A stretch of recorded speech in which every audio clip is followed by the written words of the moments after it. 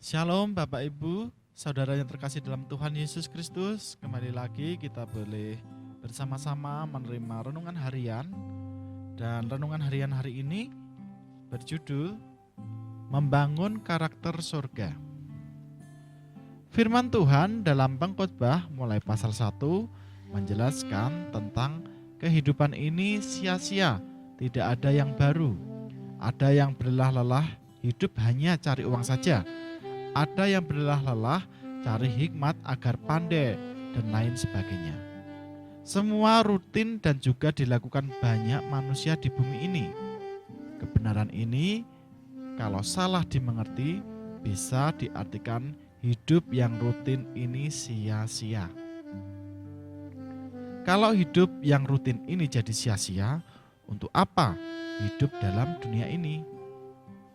Hidup yang rutin memang semua jadi sia-sia kalau tidak memikirkan hidup yang bersifat kekal.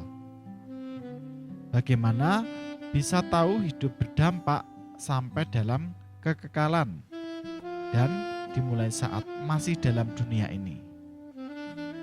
Di dalam Pengkhotbah pasal 3 ayat 11 mengatakan, Ia membuat segala sesuatu indah pada waktunya. Bahkan Ia memberikan kekekalan dalam hati mereka. Tetapi manusia tidak dapat menyelami pekerjaan yang dilakukan Allah dari awal sampai akhir. Ia menentukan waktu yang tepat untuk segala sesuatu. Ia atau Tuhan memberi kita keinginan untuk mengetahui hari depan. Tetapi kita tidak sanggup mengerti dari awal sampai akhir. Kebenaran firman ini memberitahukan, yang pertama, Tuhan merencanakan segala sesuatu jadi indah menurut waktu Tuhan. Atau waktu Tuhan bukan waktu kita.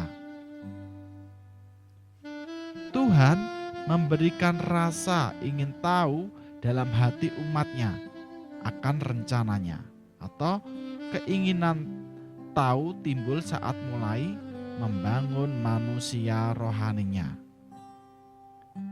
Lalu karena hanya Tuhan saja yang tahu dari awal sampai akhir hidup umatnya, untuk itulah Tuhan ingin umatnya mencari tahu darinya, atau dengan membangun manusia rohaninya. Jadi kalau orang percaya menyediakan waktu untuk merenung arti dan tujuan hidupnya, akan muncul pertanyaan, yaitu, untuk apakah aku hidup dalam dunia ini? Kalau hanya sebatas rutin saja, maka hidup ini jadi sia-sia saja. Lalu, apakah setelah kehidupan dalam dunia ini berakhir ada kehidupan yang lain? Apa tidak? Jelas ada, karena manusia memiliki roh dan rohnya itu bersifat kekal. Ingat, roh tidak bisa dihancurkan saat manusia mati. Itulah sebabnya ada tempat berbeda saat manusia mati.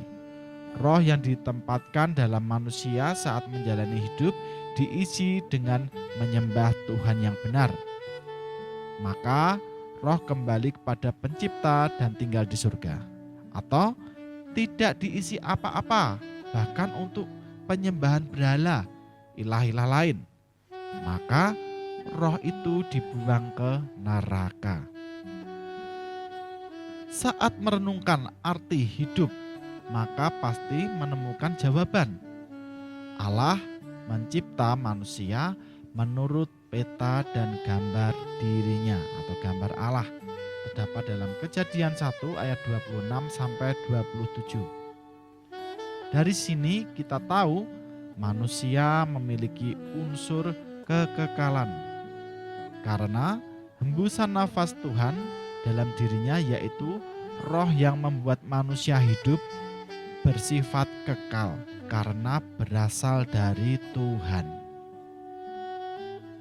Renungan ini memberi dorongan mencari tahu arti dan tujuan hidupnya.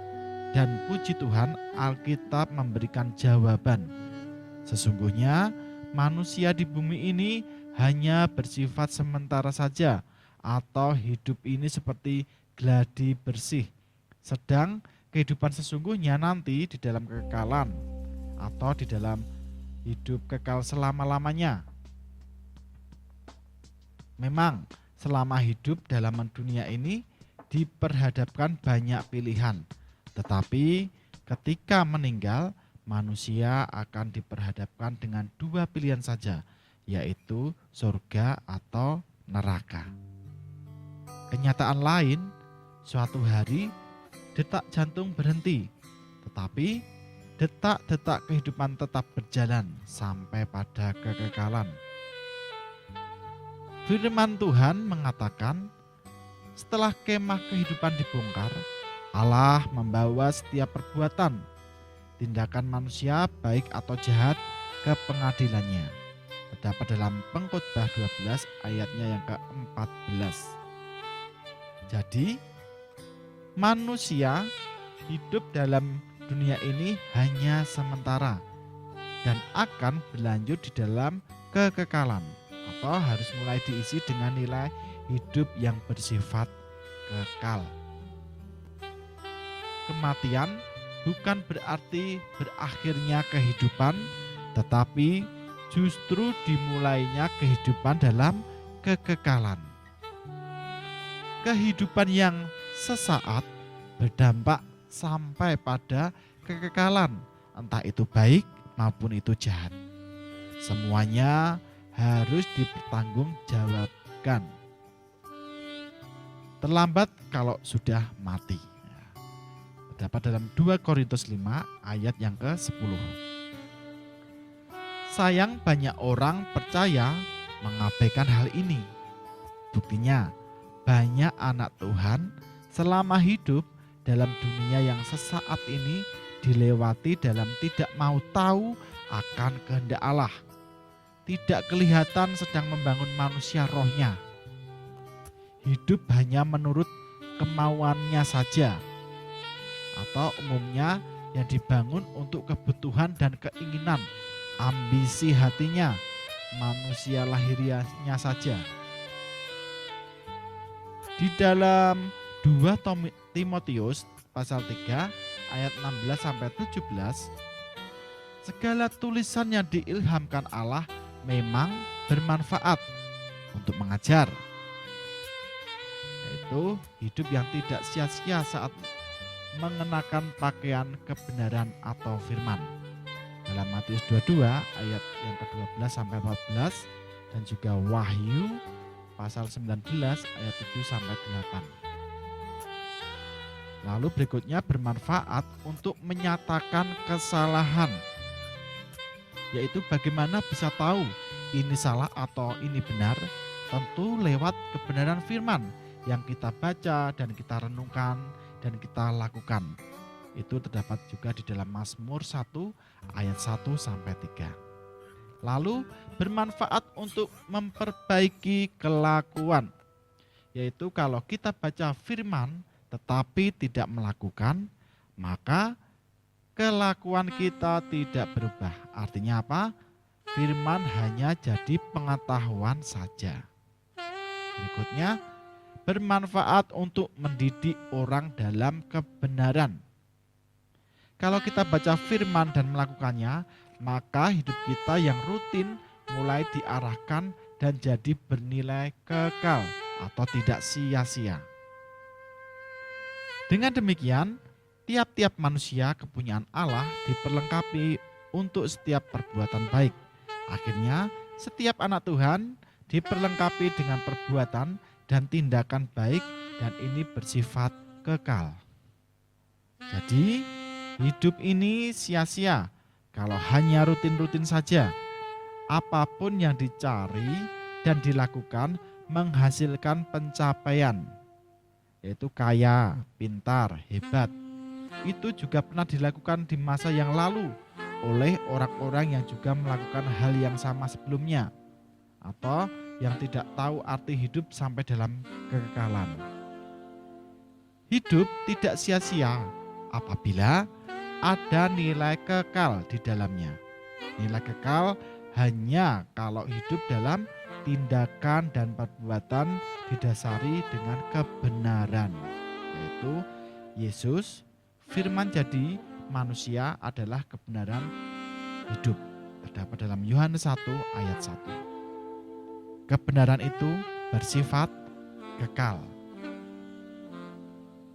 Mulai jelas sekarang, hidup ini jadi berarti dan tidak sia-sia apabila di dalamnya ada dasar kebenaran firman.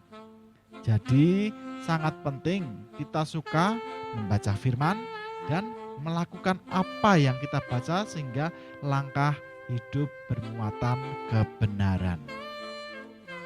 Inilah hidup bernilai kekal dan tidak sia-sia. Puji nama Tuhan. Mari Bapak Ibu, Saudara, kita sujud di altarnya dan mari kita bersama menaikkan pujian. Hidup ini adalah kesempatan. Dan dilanjutkan dengan pujian, selidiki aku, lihat hatiku. Mari bersama-sama ajak keluarga untuk memuji nama Tuhan, untuk bermazmur. Akui kalau kita salah mengisi hari-hari kita yang tidak bernilai kekal dan minta Tuhan membimbing hidup kita agar mulai bernilai kekal.